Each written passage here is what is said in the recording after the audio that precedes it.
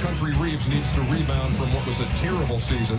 Does everyone like basketball? With the second pick in the 1999 NBA draft, the Vancouver Grizzlies select Steve Francis from the University of Maryland. This is, with the second pick, Steve Francis, the preposterously niche Vancouver Grizzlies basketball podcast, where we look back on the golden years of West Coast Canadian professional basketball by watching old Vancouver Grizzlies games and talking about them at a level of granular detail most would never dream of. I'm Jeremy Allingham. I'm here with my co-host, my friend, the pandemic exhausted Justin McElroy. How you doing, Justin? There's nothing like 2022 exhausting to just sit back and watch some Vancouver Grizzlies suffering from 25 years ago. But we love it. We love it when there's a new coach on the scene for the team. We love it that any day now this team is going to turn the corner, and it never does. Am I being too grim with the metaphor right now? I worry that I'm being too grim. No, I mean, there's the reality at hand here, and New Year or not, this is the Vancouver Grizzlies, and no, it is not a trip to the spa. It is not a relaxing outing. It's a grind. You're living and dying with every possession, and today we go back to February 4th, 1997, at the Meadowlands in East Rutherford, New Jersey. The 9-40 Vancouver Grizzlies are visiting the 12-32 New Jersey Nets. The Grizz are coming off a big 10-point win on the road against the Boston Celtics. The Nets are recovering from a heartbreaking loss to the Indiana Pacers, care of a Travis Best buzzer beater. Justin, take us to the starters. For the Grizzlies, it's what is sort of a standard lineup for them, except for George Lynch out of the lineup. He's injured, so you have Roy Rogers in place. Otherwise, it's G-Money, Big Country, Reef, and Anthony Peeler. For the Nets, it is just a veritable smorgasbord of, hey, it's that guy. Yeah, totally. We've got Kendall Gill, Khalid Reeves, Kerry Kittles, Tony Massenberg, future Grizzly, and oh my God, it's Sean Bradley. And interestingly, I don't want to get too far into it, but it's almost like the broadcast team, which was Ian Eagle and Bill Raftery, which they are just fantastic. But I feel like they were so prepared for a bad game that they built this massive narrative around Jason Williams, the power forward and big time rebounder for the Nets at the time, that he's got this thumb injury and there's this drama that he was supposed to have surgery and not. This thing is talked about every 5 minutes for the entire game. And there's like 10 minutes of coverage of it right off the top as well. And some very troubling news for the New Jersey Nets to deal with today. Jason Williams, the thumb has been acting up on that right hand. He is scheduled for surgery. The ligament damage will be corrected.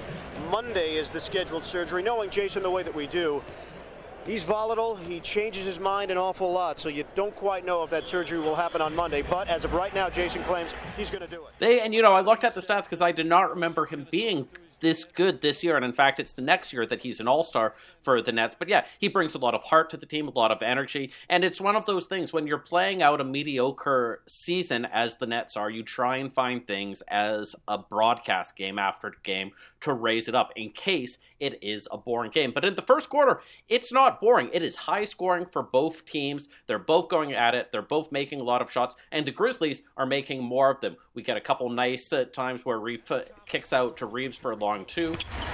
Abdul Rahim out of the double. Reeves is open and buries it. Boy, spotting up beautifully. Oklahoma State, one of those guys that captured America. Great sense of humor. We get an Anthony Peeler 3. We then get a Greg Anthony 3. Peeler is on the break. He scores. Early on, it's 19-13 Grizz, and they are clicking with a level of offense that we don't normally see with them. No, and one thing that I noticed is after Vancouver Grizzlies' fast break is the coach of the New Jersey Nets is John Calipari, now of University of Kentucky fame. And it's funny, it was a small thing, but it really jumped out at me. And that's one of the reasons I think college coaches never succeed or very rarely succeed at the professional level is they give up the dunk on the fast break and Calipari calls a 20 and he just starts berating them. He's yelling in the face of $1 million NBA athletes the way he would, a 17, 18, 19-year-old college freshman. I thought that was really funny, but it really did kind of tell the story of how the Grizzlies were taking it to the Nets in that first quarter, really feeding Reef in the post, country stroking it from outside. And you see a little bit of snap and a little bit of little sazzle on that peeler jumper early as well. The Nets are staying into it, though, courtesy for the most part of Kerry Kittles, who is really playing both great, stroking it from the three, but also athleticism, getting to the rim. We get a couple, and here's a chance to talk about one of your favorite pet peeves with this 1996-1997 Grizzlies team, Lawrence Moten and his hideous jump shot. Oh man, like I mean, there's not too much to talk about. That's the problem, right? Is like, he's such a placeholder. He's a pawn out there. We always try to acknowledge that these guys are supreme athletes to make it to that point. But as far as the NBA game is concerned, Lawrence Moten is contributing almost nothing. I mean, there might be a little bit of D happening on the one end of the floor, but offensively, there's just nothing happening here. The only thing interesting we find out about Lawrence Moten in this first quarter is that Bill Raftery, who's a Syracuse alum, just like Lawrence Moten, points out that he used to call him the poet. And we know about poetry in Moten, of course, as Vancouver Grizzlies fans. Lawrence Moten checking in for Vancouver. A little inflection of the voice with feeling. Let me say it one more time. Lawrence Moten of Syracuse. That's what I thought. Checks in for the Grizzlies. Your alma mater. Kittles on a drive, the leaner. And the poet was taught a little verse there. I used to call Lawrence that up there. Yes. The poet in motion. It sounds like this could have been the genesis story of that nickname, which was really interesting to hear going back to his college days with the Orangemen. I mean, I remember him being smooth ball handling on the court, but obviously I had wiped away all knowledge of how he actually shot the ball. The first quarter finishes with him doing a line drive shot, missing at the buzzer. However, the Grizzlies are up 26-24 after one. Second quarter begins. The Nets are starting to chip away. They go on a little bit of a run. Kerry Kittles gets a three-pointer. But there's one element that starts to dominate the Nets on offense here, for better or worse, and it is everyone's fourth favorite monster in the original Space Jam, Mr. 7'6", Sean Bradley.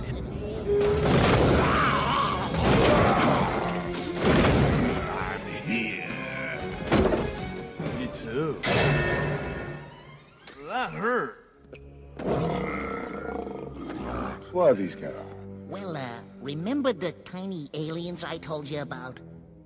Oh man, like, I have to tell you, like, it's weird because you don't get, when you're watching these games as the host of the podcast, you're taking notes, you're trying to think about narratives.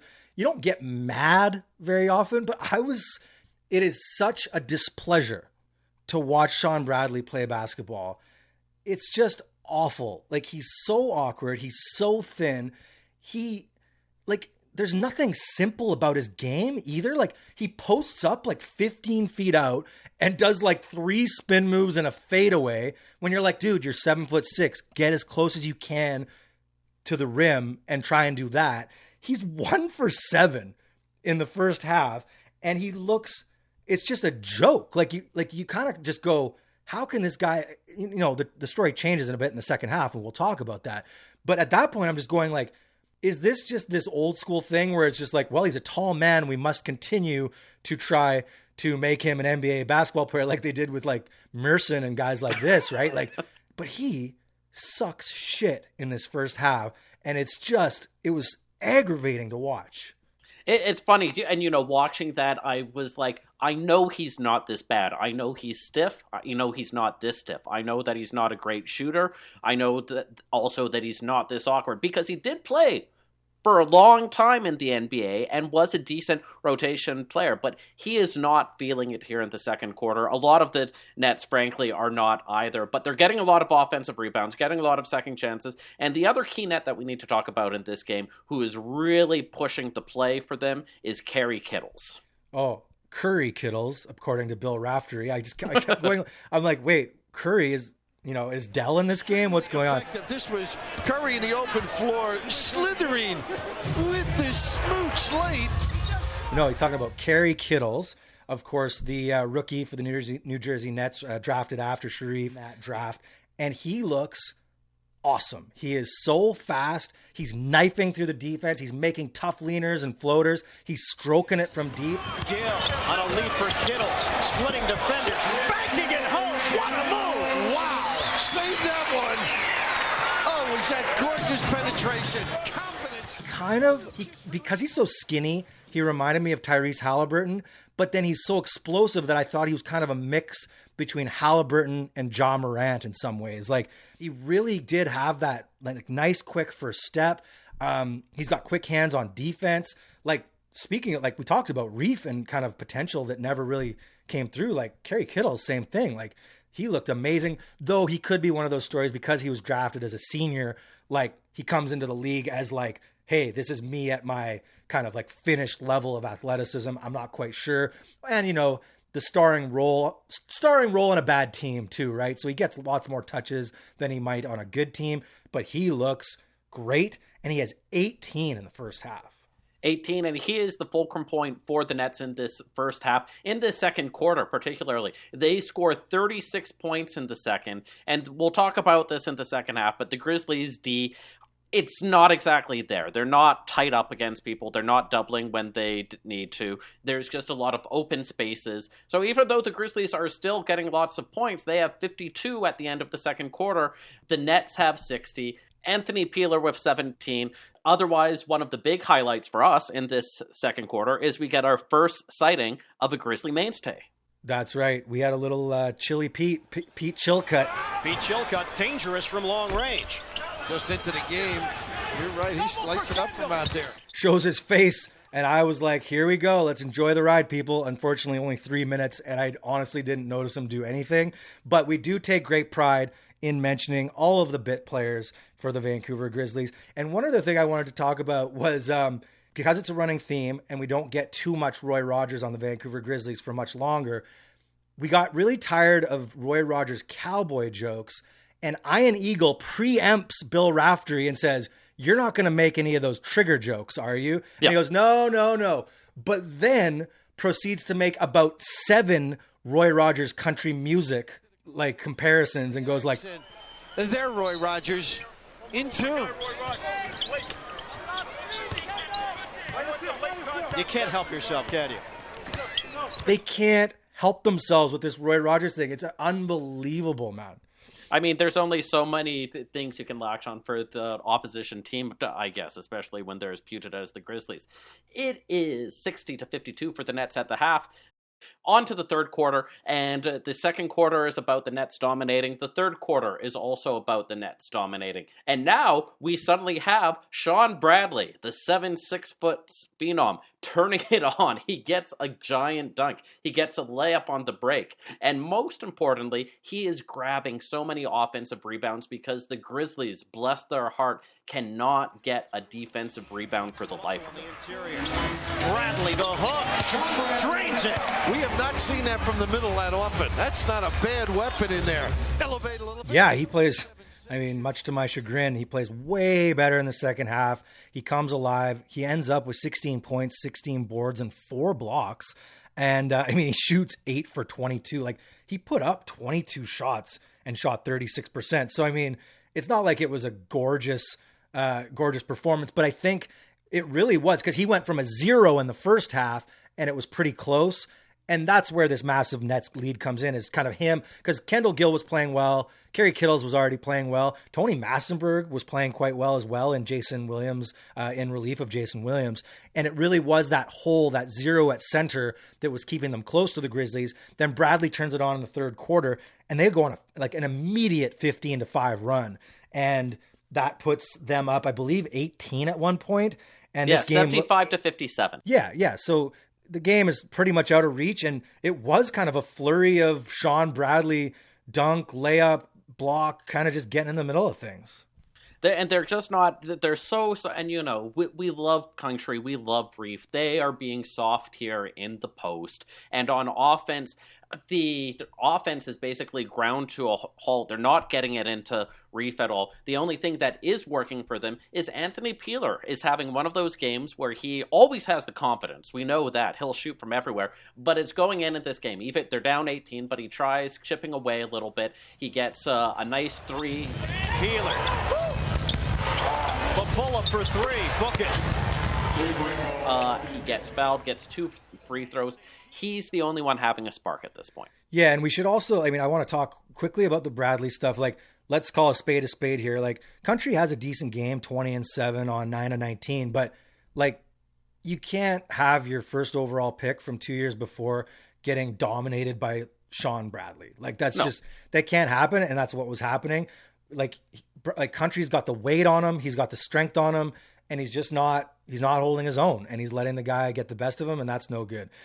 The third quarter comes to an end on a putrid play again on defense. There's 1.1 seconds left. The Grizzlies got a point.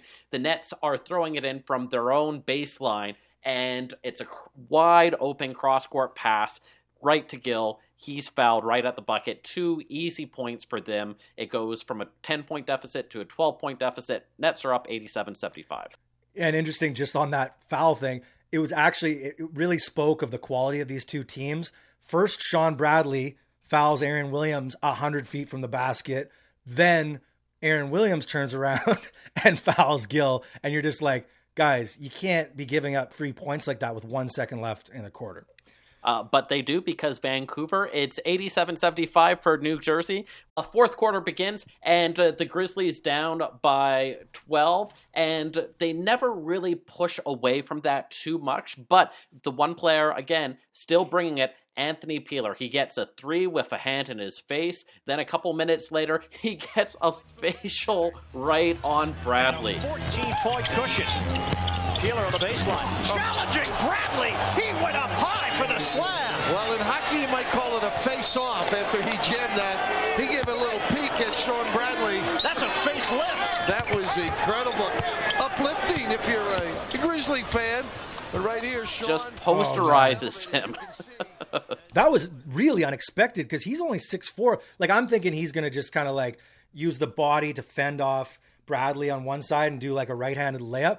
He's just like brimming with confidence. He's feeling it and just explodes up. Look, like Bradley's always dunked on, but usually it's by the like 6'7", 6'8", small forward, power forward types. Like Peeler, man, like if I was Peeler even to this day, I'd be still thinking about that dunk. That was sweet. Peeler is having a special game, and you think that maybe the team has some life in it that they can cut back. The problem is twofold. Number one, they're not making nearly enough shots on offense. We have one sequence where there's Anthony misses a 3, then Peeler misses a 3 right after. And the other one is just they're not playing well on defense.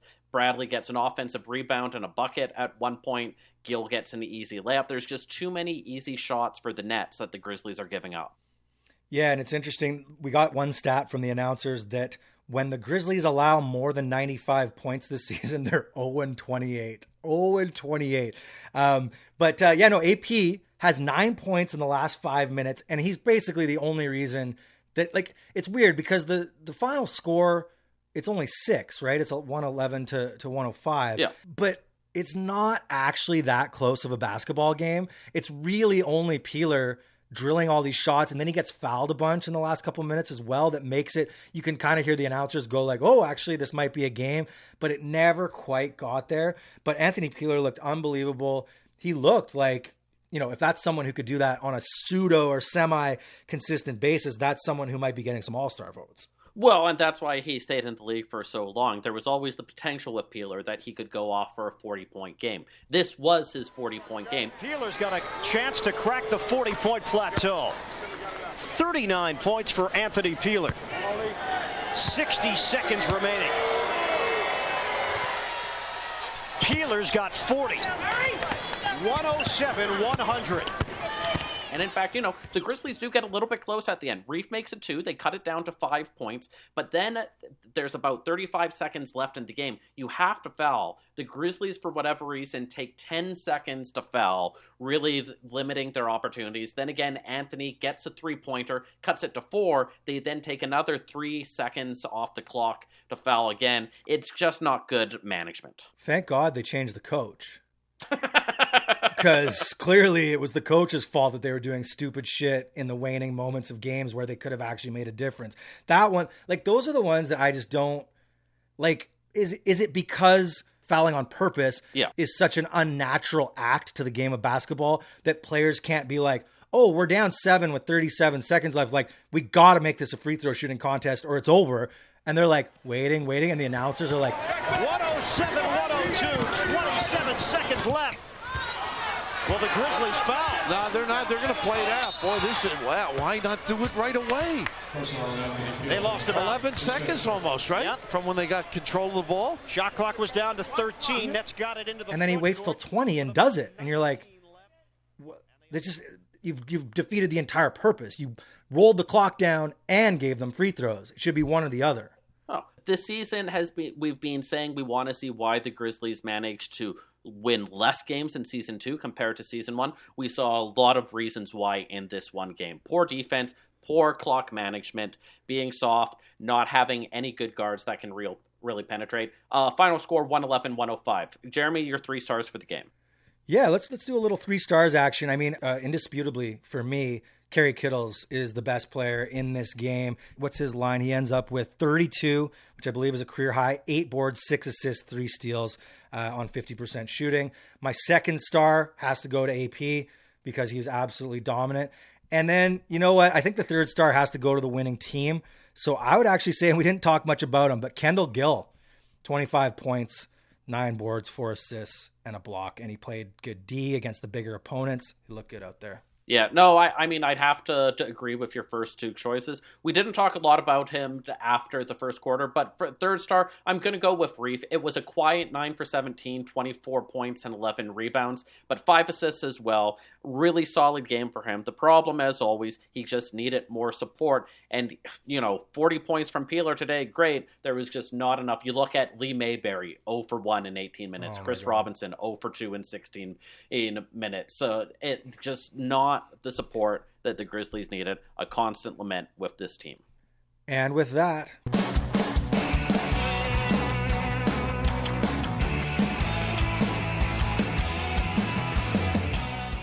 this has been with the second pick, Steve Francis. I'm Jeremy Allingham for Justin McElroy. We'll be back again when the Grizzlies take on the Lakers. It's showtime, baby. All right, it's showtime, baby. We'll see the Lakers. Maybe get a little Shaq Diesel action. Check you next time.